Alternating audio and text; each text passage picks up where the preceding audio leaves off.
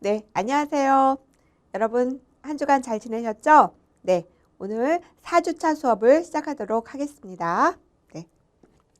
어, 4주차 수업은 현대사회와 글쓰기 이제 마지막 시간인데요. 음, 근대사회와 모더니티에 대해서 조금 더 이제 살펴볼 필요가 있을 것 같습니다. 어, 사실은 그 근대사회, 그러니까 우리가 살고 있는 사회가 그 게오르그 루카치 같은 경우에는 이제 자본주의 사회에 초점을 맞춰서 그 현대성을 이제 인식을 했는데요. 사실은 그보다 좀 더 복잡하게 우리가 이제 이 모더니티, 현대성이라고 하는 것을 설명하는 키워드는 좀 더 여러 가지인 것 같아요. 루카치가 얘기한 것처럼 자본제 사회. 그 다음에 또 하나는 현대 사회 이전에는 여러분 그 왕자의 게임 같은 거 보셨죠? 예, 중세에는 국가가 없었고 그 여러 그 봉건 영주들의 연합체로서 이렇게 존재했잖아요. 그러니까 국가라는 개념은 이제 근대에 와서 생기게 된 것이거든요. 그래서 그것이 이제 국가.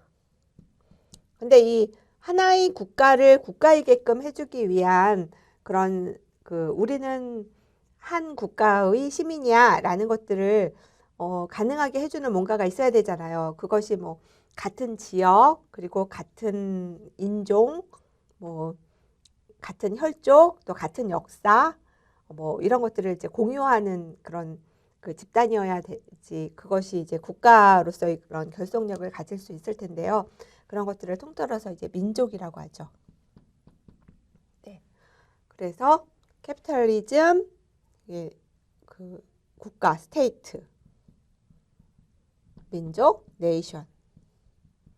예, 영어로는 이제 이렇게 표현을 하는데요. 거기 나와 있는 것처럼, 네. 그래서 국가라는 것이 이제 탄생을 하면서 진정한 그 현대 사회의 기본적인 그 바탕이 만들어지게 됐고, 그 다음에 네이션이 바로 그 민족 국가거든요. 네이션은 이제 민족 국가가 만들어지게 되죠. 민족 국가는 사실 영국같이 그렇게 그 연방국하고는 조금 차이가 있죠. 네. 근데 최초의 그런 국가는 그 민족 국가에서부터 이제 출발을 했다라는 그런 이야기고요. 이것이 근대의 그 기초를 이루는 이제 그 현대성은 바로 이런 것들을 이제 기반으로 해서 만들어진 것이다라는 것입니다. 그 다음에 근대적 사유의 기초는 정확함, 정밀함, 그리고 양적인 환원주의 이런 것들과 긴밀하게 관련이 있는데요. 근대적인 사유라고 하는 것은 그 진리가 무엇이냐, 근대적 사유는 진리가 무엇이냐라는 식의 진리라는 것은 뜬구름 잡는 것처럼 느껴지지 않아요. 그러니까 아리스토텔레스식의 어떤 형이상학이라고 하는 것, 그 아리스토텔레스는 행복을 인간이 추구해야 할 최고 단계의 욕망으로 이렇게 봤거든요. 그 행복을 인간이 추구해야 할 최고선이다 이렇게 봤는데 행복이 뭐예요? 너무 모호하잖아요. 과학적이지 않잖아요. 그죠? 근데 근대는 과학의 시대란 말이죠. 그렇기 때문에 그것을 그 이런 형이상학적인 것으로부터 벗어나서 좀 더 과학적으로 대상을 인식하려고 했던 거죠. 그런 작업을 통해서 글쓰기가 상당히 이제 중요해졌다. 그런 이야기이고요. 네. 왜냐하면은 그 글쓰기는 끊임없이 뭔가 분류하고 나누고 하는 이제 그런 과정과 관련이 있으니까요. 자, 그래서 근대는 분류 불가능함을 견디지 못하는 시대다라고 한마디로 이야기를 할 수 있습니다. 그런데 이 분류는 무엇을 통해서만 가능해요? 언어를 통해서만 가능하다. 그래서 그 어느 때보다도 이 언어의 역할이 중요한 시대가 바로 이 모더니티, 근대사회, 근대성이라고 하는 그런 시대라고 얘기할 수가 있습니다. 자, 뭐 언어란 무엇인가 관련해서 뭐 그 노자의 언어관도 나오고 하는데요. 자, 이런 것들은 너무 좀 깊이 들어가니까 여러분 교재를 참조하시면 될 것 같아요. 네. 협력적 글쓰기와 관련해서 좀 살펴볼게요. 예.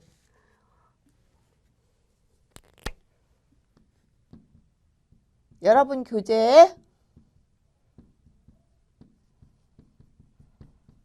여러분 전부 읽어오셨죠? 협력적 글쓰기, 협력학습, 협력활동, 협력적 글쓰기라는 게 뭔가 라는 것들이 여러분들 교재에 자세하게 잘 나와 있는데 여러분들 그 요약해서 과제물로도 제시를 하셨기 때문에 간략하게 제가 중요한 핵심만 간추려서 설명을 드리도록 하겠습니다. 네.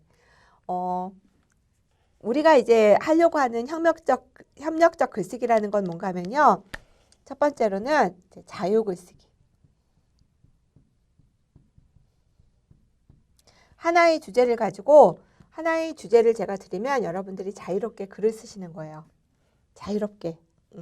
시간을 제가 드려요. 뭐 3분 자유글쓰기, 5분 자유글쓰기, 10분 자유글쓰기 이렇게 시간을 드려서 여러분들이 자유롭게 글을 생각나는 대로 글을 쓰시는 거예요. 이 자유글쓰기와 관련해서 몇 가지 지켜야 될 그 규칙이 있는데 첫 번째는 자유글쓰기에서 제일 중요한 건 뭔가 하면요. 제가 아까 말씀드렸던 방어기제. 방어기제를 치워야 돼요. 방어기제가 있으면 자기 글이 나올 수가 없어요. 타인을 의식하게 되니까 자기 표현이 안 되는 거예요. 타인의 눈치를 보는 게 어떻게 자기 글이라고 할 수가 있겠습니까? 그래서 제일 중요한 것은 방어기제를 치우는 거예요. 자, 그러면 방어기제 작동시키지 말아야지 한다고 해서 이 방어기제가 저절로 없어지나요? 아니잖아요. 그거를 없애는 가장 좋은 방법은 뭔가 하면요. 최대 속도로 쓰는 거예요.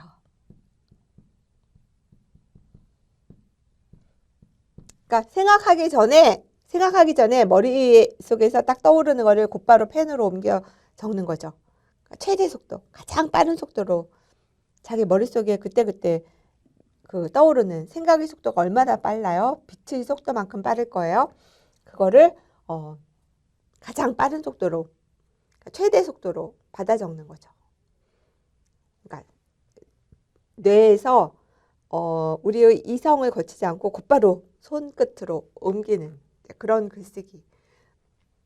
그게 바로 첫 번째 자유글쓰기의 첫 번째 규율이고요. 두 번째는 그걸 하셨으면 맞춤법, 띄어쓰기, 뭐 단락, 이런 어문규범이라든지 이런 것들 절대 생각하시지 마시고 그냥 마음껏 쓰세요.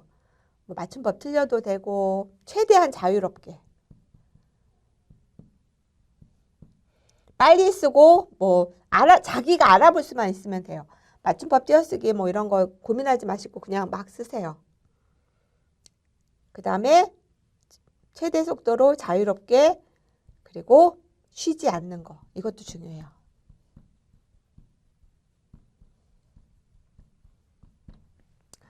한 줄 쓰고 그 다음에 뭘 쓰지 뭐 이렇게 고민하지 마시고 쉬지 않고 쓰셔야 돼요.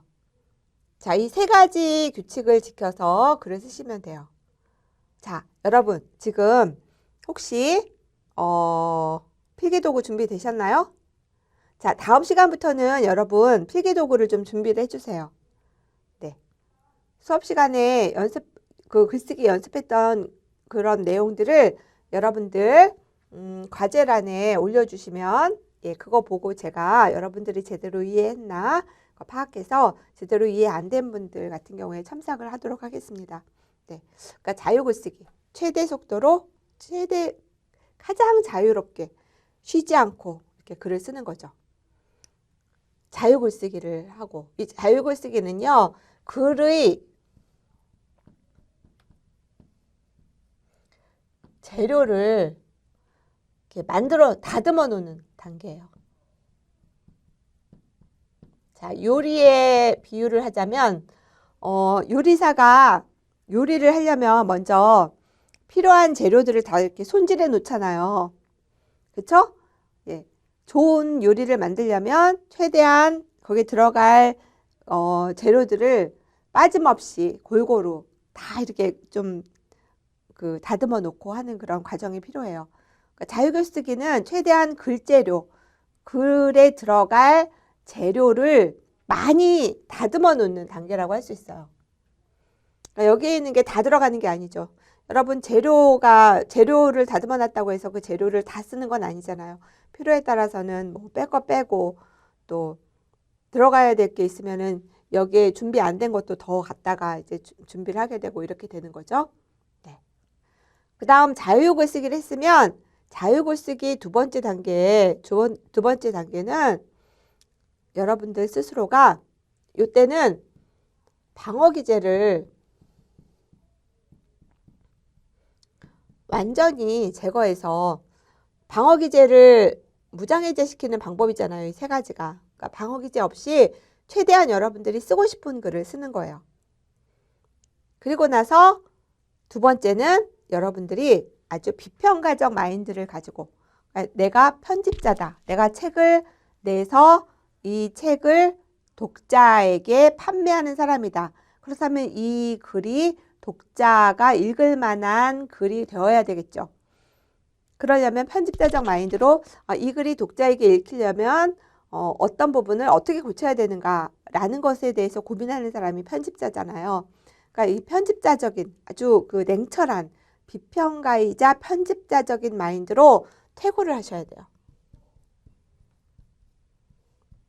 이 재료를 선별해서 이제 요리를 만드는 작업이 바로 이 퇴고 단계예요. 퇴고가 이제 지필이에요. 지필. 진정한 의미의 지필 단계죠. 자유글쓰기에서는 글쓰기 재료를 그냥 막 최대한 많이 끌어 모으는 이제 그런 단계라고 한다면 진정한 지필 단계가 바로 이 단계죠. 그러니까 이 단계에서는 이 자유롭게 쓴 글을 뺄 거 빼고 그리고 첨가할 거 첨가하고 그리고 수정할 부분은 수정하고 그리고 배치, 순서 이런 것들을 재구성하고 네, 이런 역할을 합니다.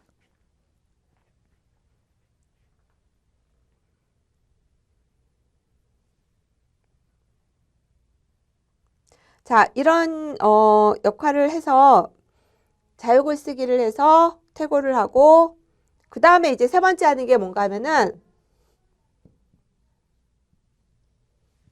세 번째 하는 게 바로 공유하기예요. 이게 바로 여러분 교재에 나와 있는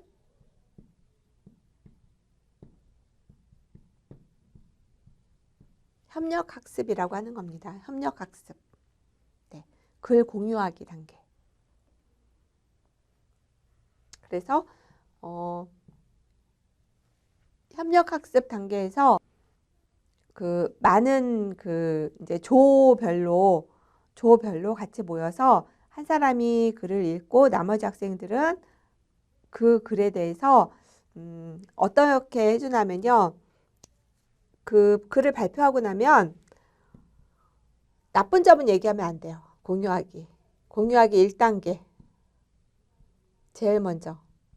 자, 모든 글에는 그 글만이 갖고 있는 강점이 있어요. 그 글만이 갖고 있는 다른 글이 갖고 있지 못한 그 글만의 어떤 그 미덕이 있다라는 거죠. 그 미덕을 찾아내서 그 글이 갖고 있는 그 고유한 개성, 그 글만이 갖고 있는 미덕 이런 것들을 찾아서 칭찬해 주는 거예요. 이게 이제 1단계예요. 글 공유하기에서 그 글이 갖고 있는 그 장점,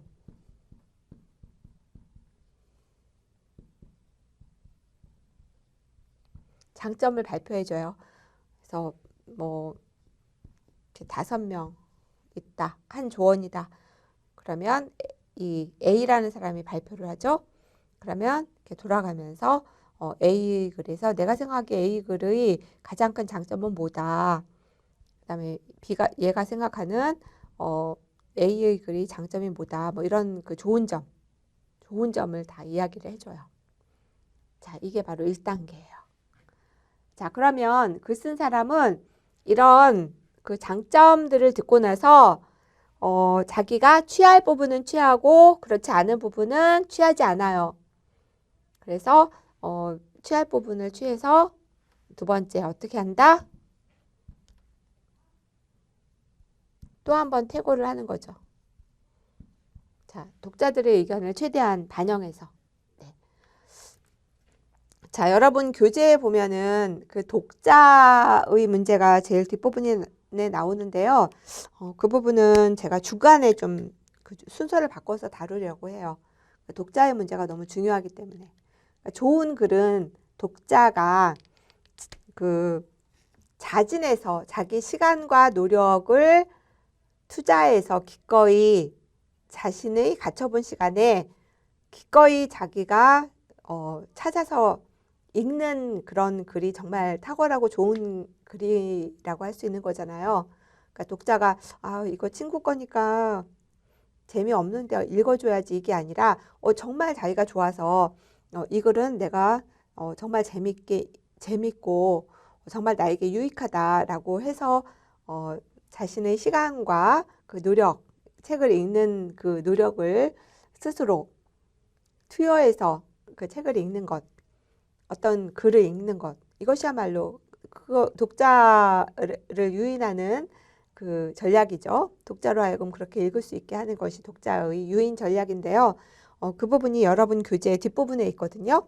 자, 그거를 조금 당겨서 앞부분에서 이제 다다음 주 정도에 제가 글쓰기 전략을 조금 더 심도 있게 다룬 다음에 그 부분을 좀 자세하게 살펴보려고 합니다.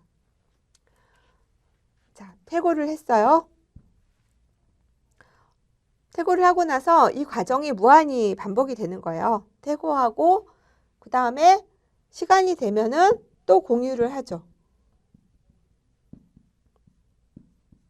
근데 이 공유하기는 2단계예요. 여기선 1단계 장점 발표잖아요. 2단계. 두 번째 돌아갈 때 2단계는 아쉬운 부분을 지적을 해줘요.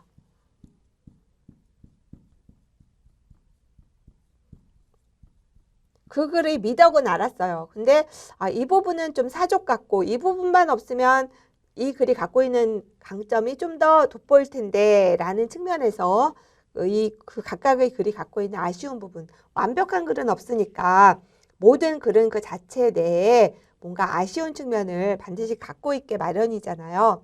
그래서 이런 아쉬운 부분에 대해서 돌아가면서 한마디씩 해줍니다. 네. 그러면 필자는 그걸 다 흡수하는 것이 아니라 자기가 타당하다고 생각하는 이 부분은 정말 그래.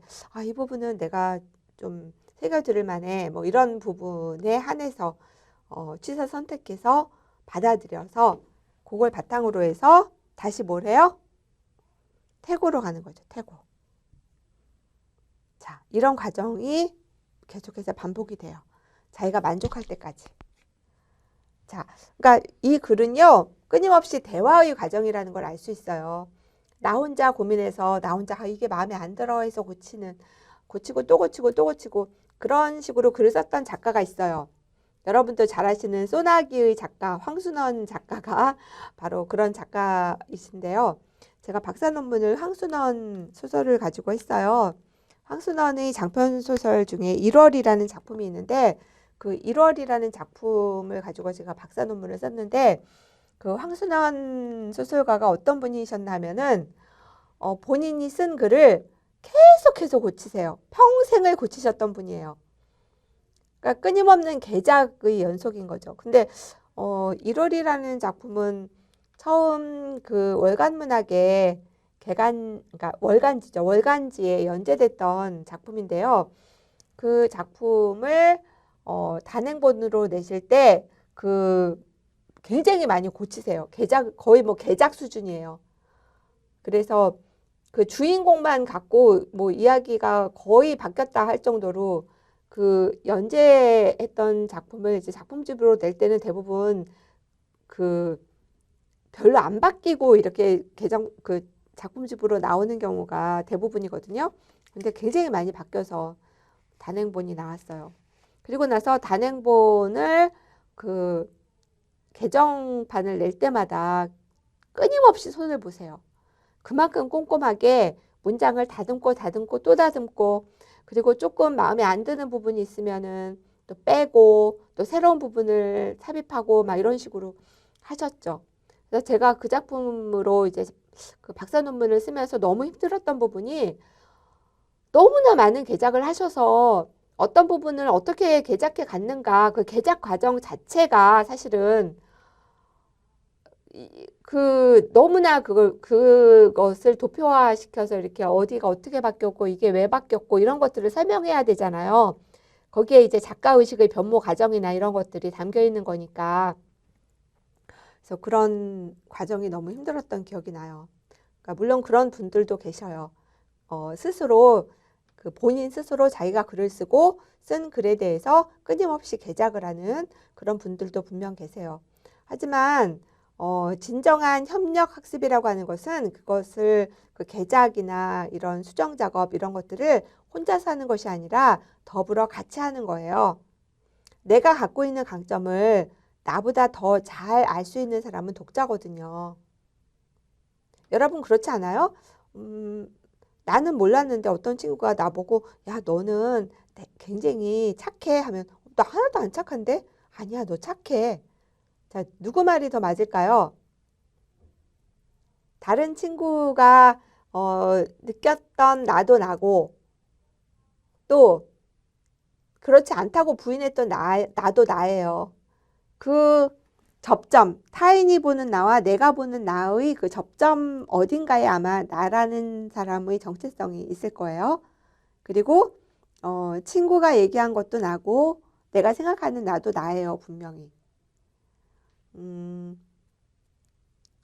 아무튼 끊임없이 그러한 그 개작 과정에는 타인의 시선, 타인의 목소리, 그리고 내가 바라보는 나의 관점 안에서만 개작을 하는 것보다는 다른 사람들의 그 관점, 다른 사람들의 그 관심, 욕망 이런 것들이 내 글 속에 투영이 된다면 좀 더 대중성 있게 보편적으로 사람들에게 다가갈 수 있는 그런 여지가 생기겠죠. 네. 그런 측면에서 끊임없이 이렇게 다른 사람들과 글을 공유하는 그런 과정 자체가 상당히 중요하다. 그래서 협력학습에서는 이제 뭐 보통 이제 토론, 토의 이런 것들만 생각하시는데 그게 아니라 그 융합의 그 연장선상으로 좀 생각하시면 좋을 것 같아요. 사람마다 갖고 있는 재능, 탤런트가 다 다르잖아요. 그러니까 각자 보는 시선이나 관점도 다르다고요. 그러니까 서로의 그 특화된 그런 부분을 가지고 비평을 해주는 거니까 여러 사람과 이렇게 자기 글을 공유하고 또 그 사람들이 느끼는 바의 장점과 단점 이런 것들을 얘기해주고 또 그것을 수용하는 과정에서 나를 객관적으로 바라볼 수 있다라는 것. 이것은 그 유아적 글쓰기에서 벗어나서 우리가 좀 더 객관적이고 성숙된 글쓰기로 나아가는 데 있어서 반드시 필요한 과정이다라고 얘기할 수 있을 것 같습니다. 네. 자, 이렇게 해서 오늘은 협력적 글쓰기에 대해서 살펴봤고요. 자, 다음 시간에는 직접 이런 글쓰기를 제가 과제란을 좀 유심히 봐주세요. 네, 여러분 그 자유 글쓰기 해서 그 사이버 캠퍼스에 올리는 거, 네, 그거 제가 숙제로 낼 예정이니까 그거 잘 해서 그 사이버 캠퍼스에 기간 내에 올려주시기 바랍니다. 네, 그리고 궁금한 사항 있으시면 언제든 뭐 그 메일로도 좋고요.